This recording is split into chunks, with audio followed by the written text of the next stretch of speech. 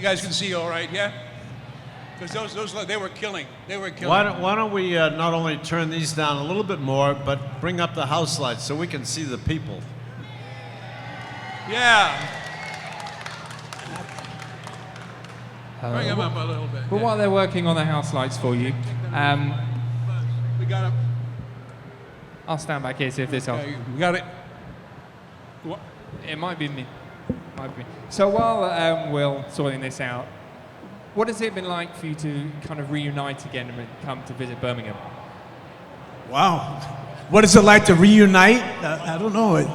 It's still a work in progress, you know. We're enjoying ourselves.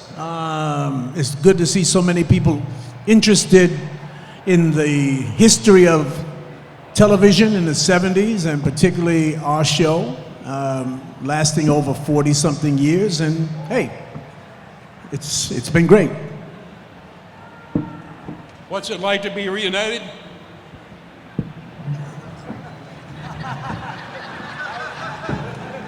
I'll tell you how it's like. I got a new love.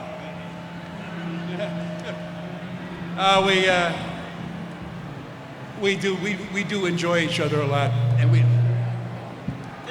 Is this me? Is this me? It turned up too high or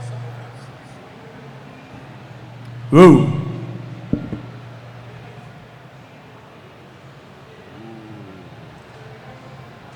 Okay, that's better. Yeah, it's we don't get a chance to see each other much other that often. Antonio's in Las Vegas and what's his name is in Los Angeles, and I'm in London. And we see each other maybe two, 3 times a year. But we've been going on now for 42 years, so we always stay in touch. We're the best of friends. And it's really great to be reunited. And Yes, sir. yeah, All right, you're on, Paul. I have nothing to say. You can't hear you anyway. yeah. I have nothing to say. No. All kidding aside. Oh, my God. It's really a pleasure to be back with these two. We spent so much time together. When the series was over, we swore we'd never see each other again. It didn't work, obviously. Starsky and Hutch broke a lot of ground during its time and set a precedent for what was to come in television and film. How much of a legacy do you think that has been left behind, and what is it like to be known for having left that legacy?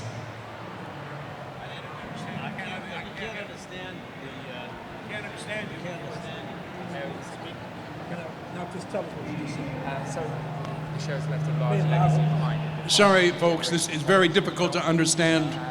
You may understand it out there, but up here we can't. The question is, you heard the question. They wanted. 1, 2, 3, 1, 2, 3. 1, 2, 3.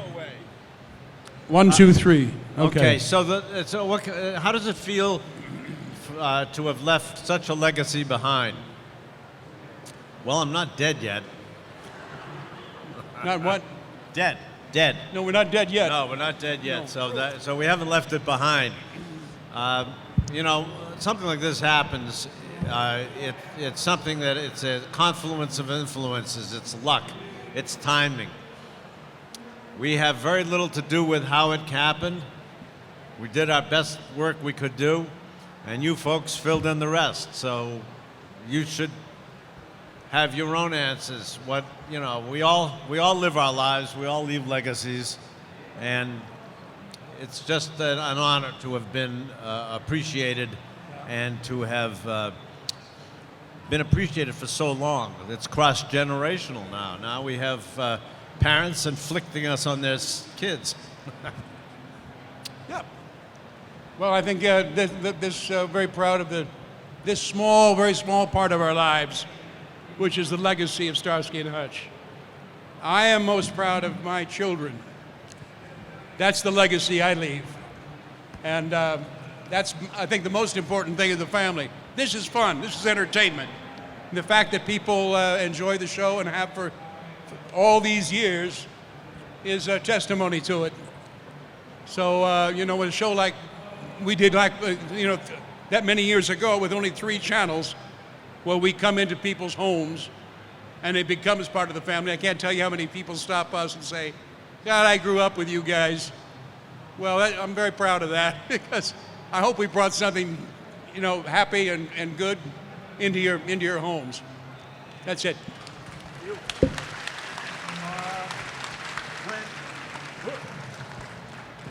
When you know, you never realize as actors who have a burning desire to do the best they can, to be a part of something, and when we do a show, it's almost like planting a seed, you know, and we are not responsible of how the seed grows, but because of what we put into it, sometimes it turns into grow into this beautiful experience that we're still experiencing today, because, you know, the rain and the sun and all these things have just grown us into the fruit that has bared more fruit, and you are living proof of that. So, ladies and gentlemen, it's now time for you to ask your question. So if you'd like to put your hand up, I will bring the microphone around to you. So please feel free by going straight. Let's see, straight away, lady, right at the front here.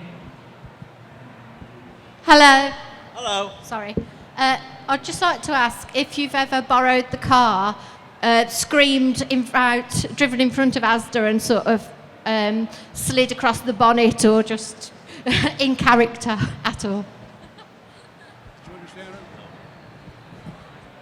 Did you ever borrow the car when you were on set, and did you then drive it around it, and then go somewhere and then jump across the bonnet, just for the heck of it? Oh, God, no.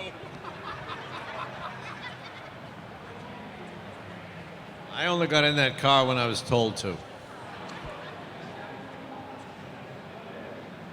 Next question. Right, let's go to... Remember that we're actors. Acting is different from real life. So, you were my heroes as I was a teenager. You were my heroes. I loved the show. And I was just wondering, when you were young, who were your TV heroes? Who are our TV heroes?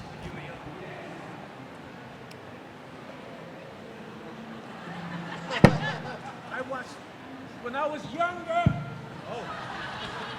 I watched a lot of TV, and as I grew older and in the business, I didn't watch too much. You forgot what a TV was. I had a black and white TV when I came up, and little things like that. So way before your time, but I was fascinated by what I saw, and then when I started participating and creating what I saw, I sort of disconnected because I was more busy creating. But I'm a fan of a lot of actors, a lot of work, a lot of TV shows.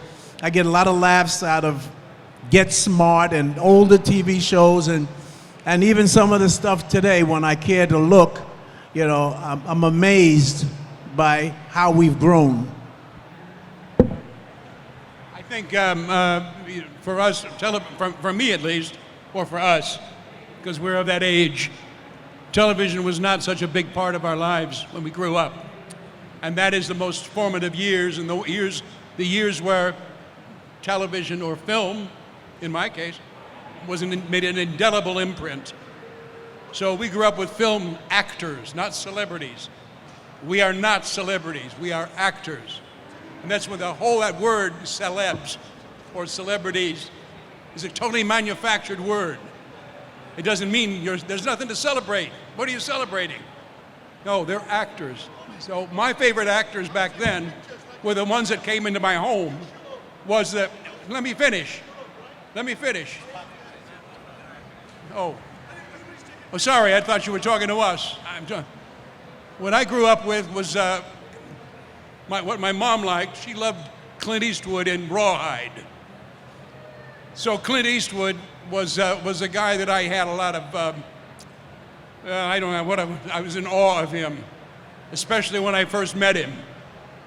And then I got to do Magnum Force with him, a film, and found that he was a normal human being, just like I, and that's great.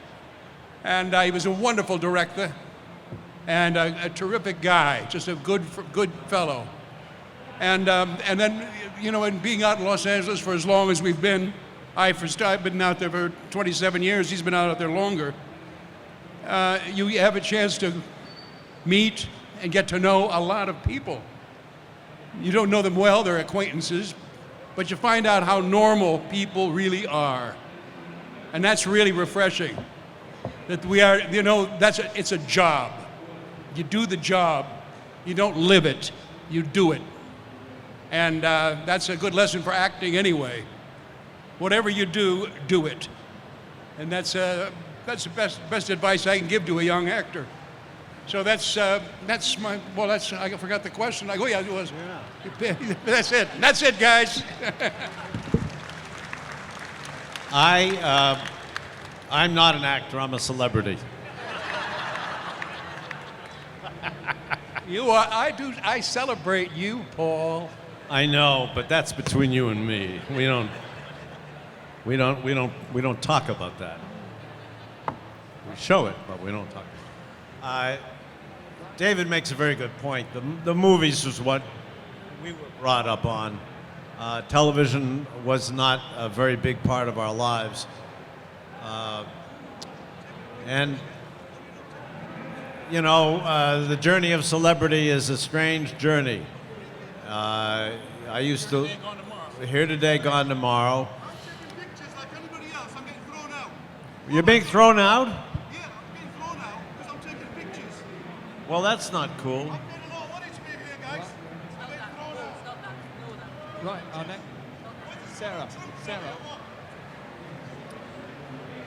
Let's give him a hand. Turn this. Can you? There you go. Right. Next question. I thought for a second there, I thought this was Right, we have a one of question. Donald Trump's campaign campaign events. They kept throwing people out of his campaign. Next question. We have a question for this young man. Hello, David, Paul, Antonio, great fans of yours. Came all the way from Bradford again. Saw you in Liverpool. Thank you for your time. We had a fantastic interview. My old mother is 80 years old. She's a big fan, my mother. She can't be here today. And David, this is to you. It's a little question, a request. You were a prolific, fantastic singer. And two of your songs, Silver Lady and Don't Give Up on Us, were charts. I was wondering if I can have 10 seconds if you'd sing with me. No. For my mother. My mother's watching. 10 seconds, 15 seconds. Yeah? The union rules. Sorry. Here it goes. Don't give up on us, baby. Don't give up on us, baby. Don't make My turn. seem right. Thank you. God bless. What key was that? Sorry, Z key. That's what I thought. Don't throw up on me, baby.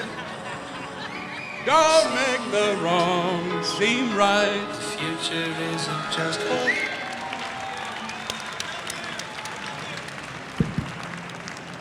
And we have another question from a gentleman here. Next. Hello. Thank you for being here today. Thank you for having us. Bernie Hamilton was a great part of the show, I thought. We loved him. Did he remain good friends with you? We cared very much for Bernie. Bernie was. We love Bernie. He's not with us anymore. God rest his soul. And we have a question from a lady here in the middle. Hello. Hi, Paul. Just to say thank you for the entertainment that you brought in Sydney in 2009. If you could relive your life again, if someone came up to you and said, we're going to make a film called Starsky and Hutch, which characters would you take? You can't have your own, so which one would you choose to be? I want to be Antonio. I'd probably be Antonio.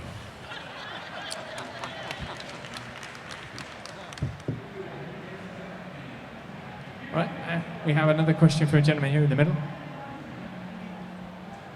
Thank you. It's great you're all here together. It's brilliant to see you. Thank you. But a question for Antonio. Is it true there's going to be a Huggy Bear spin-off? Thank you.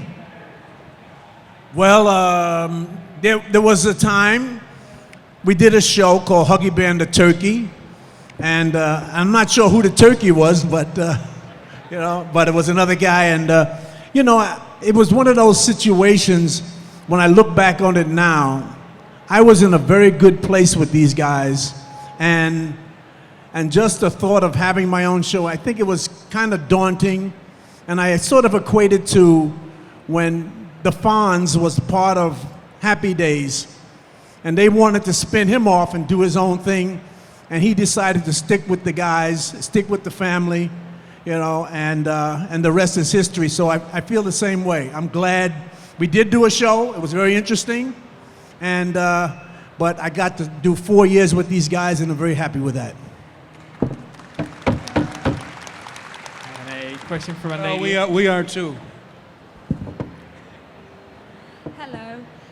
I grew up with you in the 70s, absolutely brilliant. But how did you feel when they remade Starsky and Hutch with Ben Stiller, Owen Wilson, and Snoop Dogg? Paul and I have a difference of opinion here. I hated it. But that's because I didn't. He had more of an investment in Ben, right? Well, we were friends, and it's hard, Go ahead. I tell you, I just, I thought it was, a nice tip of the hat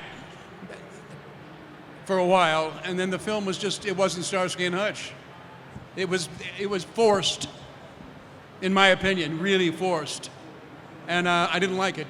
So that's my answer. Simple. I thought that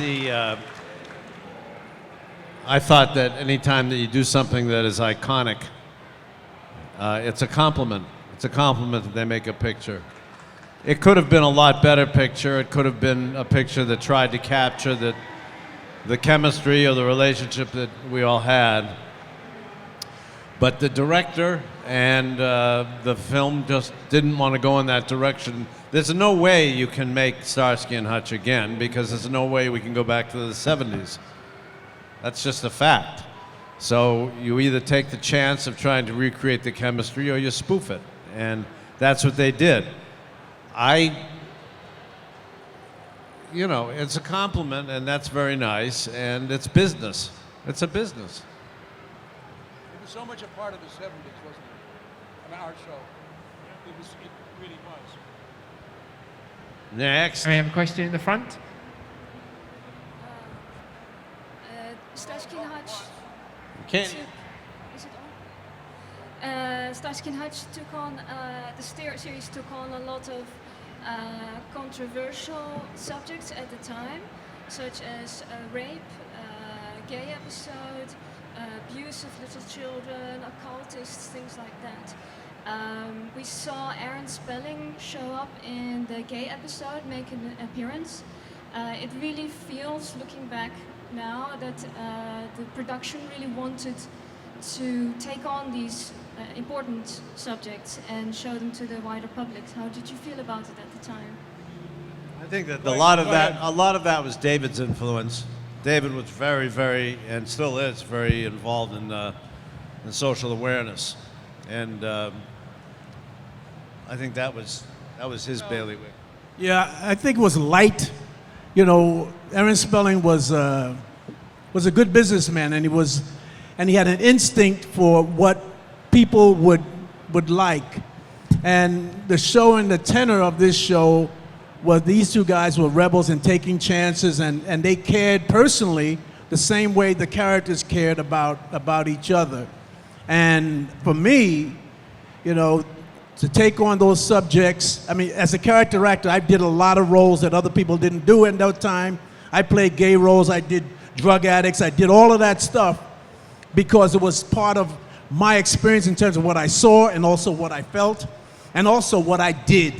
So those subjects we had because of the heart of the three people that you see here, you know, we cared about what we did. So it's the way we approached the material which gave it that pathos, and I'm very proud of that.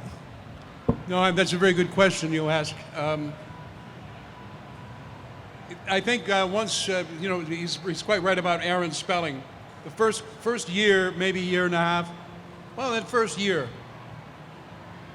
we touched on something. It was the first year that we did The Fix. And that was a journey into some place that was really, really touchy, you know, on television. That was the first time we did that. And in fact, it was banned in this country. They would not show it on the BBC. It's when when the Hutch character gets strung out on heroin. And we went through that was a very, very, for television, it was a real challenge. And not only for the guy who was hooked, but for the friend who came to look after him, and for these guys, and that really kind of sealed a relationship there. And then we decided that as the show went on, there's only so much you can do with lightness. There were also all kinds of problems, as you pointed out, that could be dealt with. You know, racial issues, as you point out. How do we did a show about where Hutch doesn't want to use a weapon, a gun anymore, where he falls apart, says, I can't do this.